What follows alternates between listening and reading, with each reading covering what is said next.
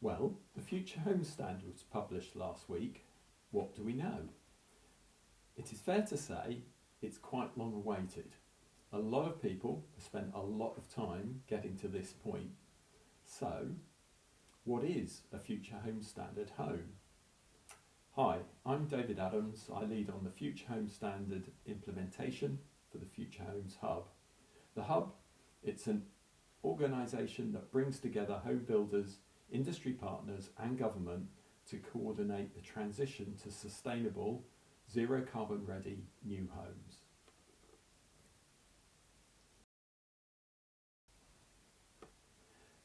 This is a short podcast on our initial takeaways from the published Future Homes Standard. In the jargon, we're thinking about Part L and Part F 2026, Future Homes Standard and HEM consultation responses and supporting documents, quite a few of them, and also the SAP 10.3 assessment tool. And I must say, big thank you to Tessa, my colleague, who has actually read all 600 plus pages, and to all those across the industry that have shared their thoughts over the last few days.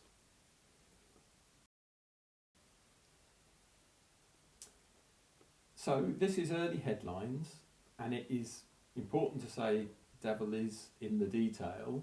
So it's going to be a quick overview. I'll talk through the timeline implications. I'll describe how the Hub is supporting the wider industry and government over the next period to help achieve a smooth implementation. But it's worth noting, we're all learning about the nuances. That will happen over the next few months as the industry optimises their designs and the manufacturers understand the product implications. So more will follow, and I'll talk about this process at the end of the podcast. So let's start with the scope and timeline. Well, as we were expecting, houses and apartments, non-high-risk buildings, HRBs, we are seeing a 12-month lead-in period followed by a 12-month transition. And the Future Homes Standard will apply, therefore, to all apartments and houses, non-HRB, that are commenced after the 24th of March 2028. And commencement is defined within Regulation 46A. Being very simplistic about it, commencement is when you get beyond foundations up to DPC level. So that definition for commencement has changed since Part L 2021 came out. So that's something to be aware of. But we are looking at this 2-year period. It's going to be a busy 2 years, as many of you know. For high-risk buildings, HRBs, the transition arrangements are, and lead-in arrangements are different, and we work with government and industry during the consultation period such that we have ended up with a situation where there is an 18-month lead-in period for submission to Gateway 2, and if it's submitted in that period, then it will apply to be built out to previous standards. If, however, that building fails in its Gateway 2 submission, then when it gets resubmitted after being reworked, the Future Homes Standard would apply.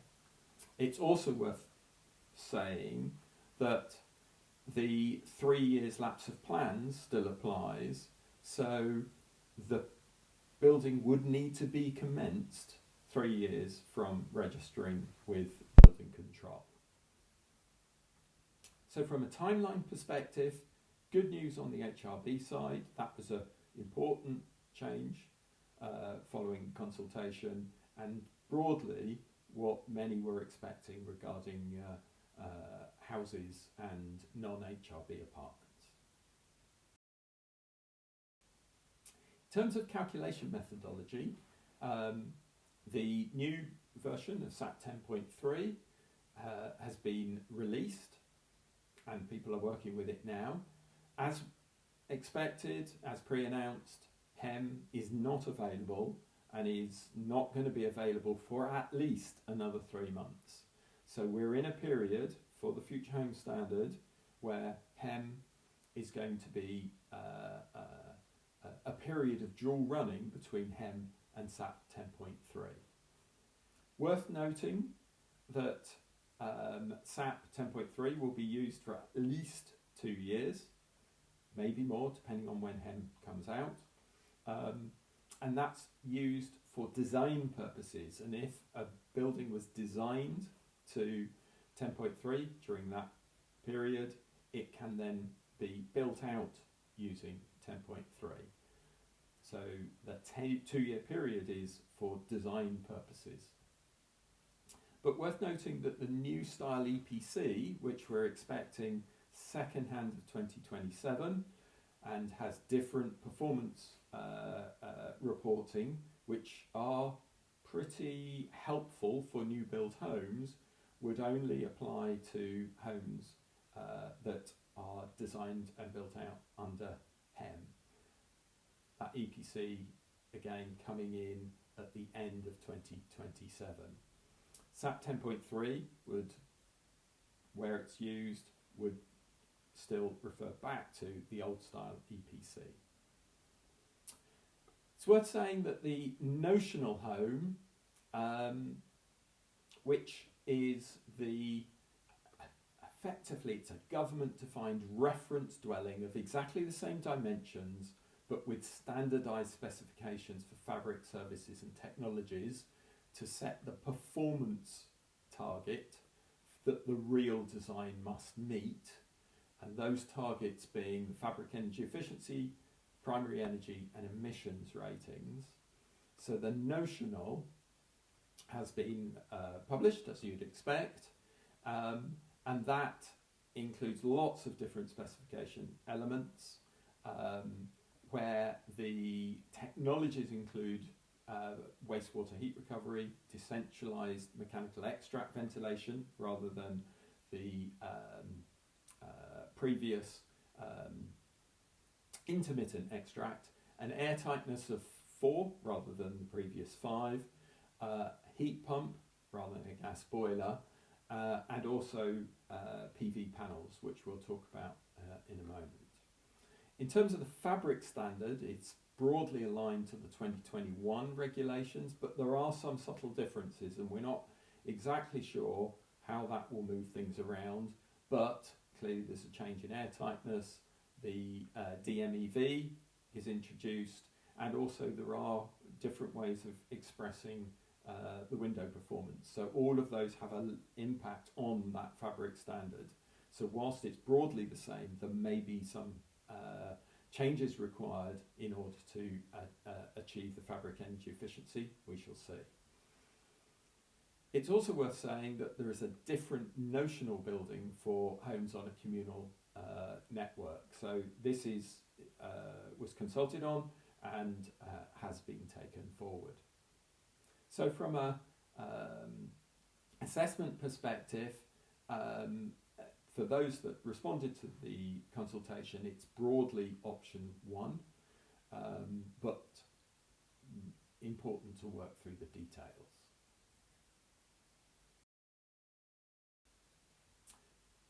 Now, this is a big change. Future home standard PV requirements.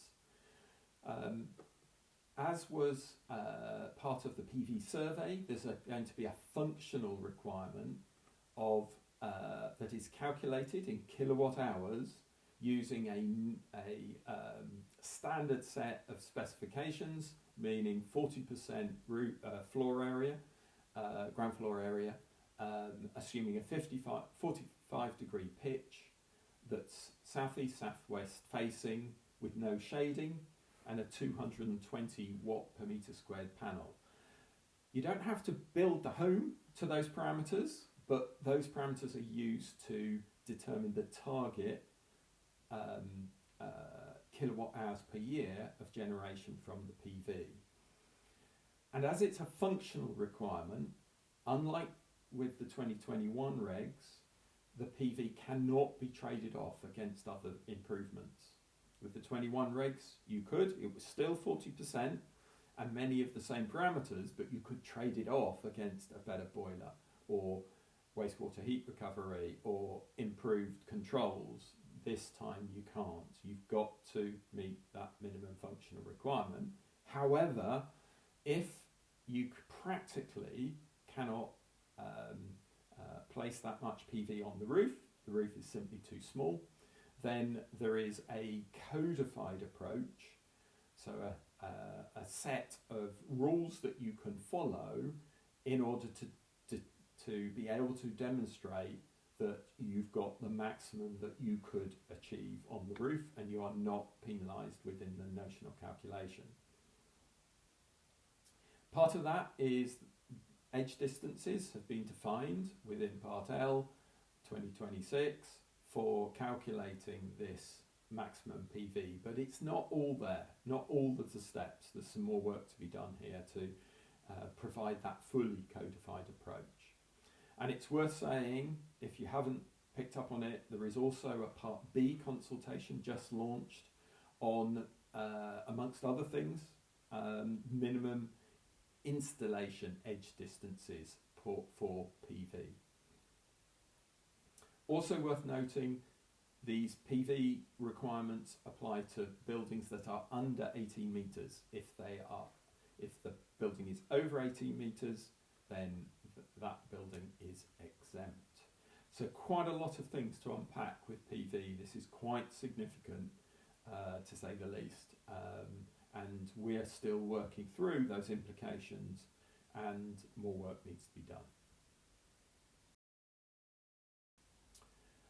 So moving on, heat networks, they have confirmed a different national building specification for heat network, and that's being a district or communal, whereby sleeving has been confirmed.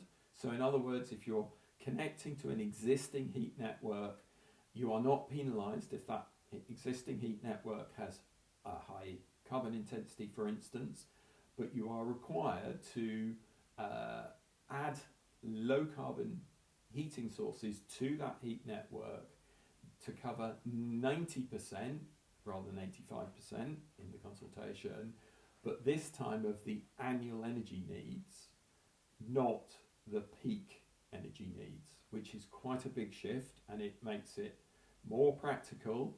However, we are still working through these details. Also important to note that that low carbon plant now needs to be installed within 5 years rather than the 3 years that was the original position in consultation. But any temporary plant that is used during that period must also be low carbon, so that's quite a shift. Quite a lot to unpack with heat networks, and we will be having some feedback from someone working in the heat networks fields on the 10th of April. I'll come back to that webinar. Also with regard to ventilation, Part F, important, have a read, some important changes within that, with particular focus on competency of the workforce and also commissioning requirements. Then finally, some things that aren't changing in terms of material change of use dwellings. So these are, say, an office block split up into apartments. There are no changes to the current limiting standards, and it does appear that they can continue to use gas. An area we need to do more work on to understand better whether there have been any changes, but at first sight looks like not. There was a suggestion in the consultation about a future home standard brand that the government was proposing. That is not being taken forward. And finally, there was a call for evidence about Part O, and this is still being worked on by the regulator, and the government is committed to a full technical review of the approved document O. that is an area that the Part O liaison group has been working on, a number of workshops at the beginning of the year and late last year, and we are seeking to continue to work closely with government on how that proceeds, because we all know it's a very important area. So look, that's a whistle-stop tour of the highlights of the changes. But just a quick heads up, on the 10th of April, 1 o'clock, we have a panel that will run for an hour that will include representatives from house builders, taller buildings, ventilation, energy assessors, heat networks, to unpack this a little bit further. They'll give initial views, and then we'll have half an hour of Q&A. So do sign up. The link is at the bottom of the slide there, and all of these links are in the description at the bottom of where you've clicked on to get onto this podcast. So let's talk a little bit more about the implementation side of this. Timeline-wise, representing those periods, so we've shown where the consultation was back at the end of 2003. We have got our lead-in period, March 2026 for 12 months, followed by the transition period of 12 months. Because this is from commencement, what we've plotted in brown is homes being completed to the Future Home Standard. So we're expecting homes to start to be completed back end of 2029 with a pretty rapid increase in completions throughout 2029. Sorry, did I say back end of 2028 with completions then rapidly increasing throughout 2029. What does it mean for gas boilers and heat pumps in particular, as that is expected to be a pretty dominant technology, particularly in low-rise housing, although other alternative technologies do exist. We've seen quite a steady increase, as you can see by the jiggly line up to July 2025, where we have data through to really the beginning of this year. Our projection is, we're not sure. It will, we think, continue to grow. It may grow at a lower rate now, as house builders are bringing forward sites to get experience of this new technology. But we are expecting in both cases a significant tick up during mid to late 2028 and during 2029. And that's something that we are really keen that the industry is well prepared for. But that is clearly is a big step change as we step to fossil fuel free homes. So how's the hub supporting that? As many of you will be aware, we have implementation groups, 10 of which are working on different elements of the Future Home Standard and the wider regulations that sit around it. And they report into a Future Home Standard implementation board, which meets quarterly. There are about 30 to 40 people on each of these groups, and they cover the full spectrum of house building activities, manufacturers, architects, building control, obviously developers, planners, energy assessors, and I've missed loads out. They are there, grid people as well, to help support and facilitate a successful delivery of the Future Home Standard. They're tracking, now as we've got these documents, they'll all be looking at this with their lens and working through those implications and making sure issues are raised and resolved. To support that, and they have been supporting the development of what we're calling the Future Home Standard Essentials. This is 7 essential actions that home builders and the wider industry really need to get a a good grip of right now. This isn't for later. This is working on right now to be in the right place to deliver future home standards at scale, and particularly that significant rise in completions. At the bottom of this, I've put a link there to the Future Home Standard Essentials interactive website. This takes you to a description of why is it important, and also the resources to support actions in this space. Worth saying, this is going to be kept live. This will be a way of channeling you through to resources, both hub resources that are there and also being developed, but also linking to external resources that will be helpful to you on your journey.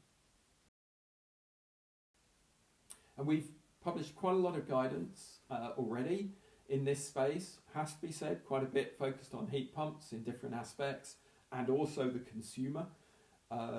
But also, for instance, grid connections, and shortly coming is a really good guide on ventilation. Indeed, this is a list of the guides that are there, including some which are still very relevant about the 2021 regulations, Part S, Part O and Part L. And giving you a heads up, it's also on the website, shortly coming, one on ventilation, another on selling of low energy homes, the rental journey for low energy homes, thermal junctions, heat pump SAP assessments, and we will have a where to start guide for the Future Home Standard. Why are you saying it's going to be in Q3? That's because there's a lot of work, a lot of modelling to be done in order to translate the lessons that are being picked up right now and over the next few months and put them in a guide for wider dissemination. Again, the links are here and also in the description of this podcast. So what are we doing to help this industry understand the implications of the Future Home Standard? Now, as we've got those 600 plus pages, we're running a series of topic-specific webinars over the next 2-3 months. Look out for those. If you're not subscribed to the newsletter, jump on the website, subscribe, because you'll then pick up all the alerts for that. We've got an ongoing pattern of meetings, particularly with the implementation groups, to highlight any issues and prioritise these. And there's also, if you're not directly involved with those, then there is a Future Home Standard queries email box that's there at the bottom that allows you to feed through to us any issues, concerns, observations. Please put a few lines into that, email us, and we will then collate those, explore and work to clarify and resolve the issues together with peers across the industry and also with government that we're meeting very regularly to discuss these, some of which we will need to set up groups to resolve. For instance, MaxFit PV approvals process we know has to be fleshed out. PV interface with planning, another key one that will need some additional work so the planners are understanding what is heading their way. And then some specifics about export limitations, where the grid reinforcement is going to take some time to come through for PV, for instance. And the normal things that come through at this stage with regard to the assessment methodologies. One example, the DFI calculation. If you're in that world, you'll know how important it is. If you're not, then your energy assessor, your technical people will be working in the granular detail of this, and I have a Tessa to help me with that, so that's grand. In terms of those issues, as I say, we're exploring them. We will then work to resolve them together with you guys, and that feedback will come through regularly updated FAQs on the website.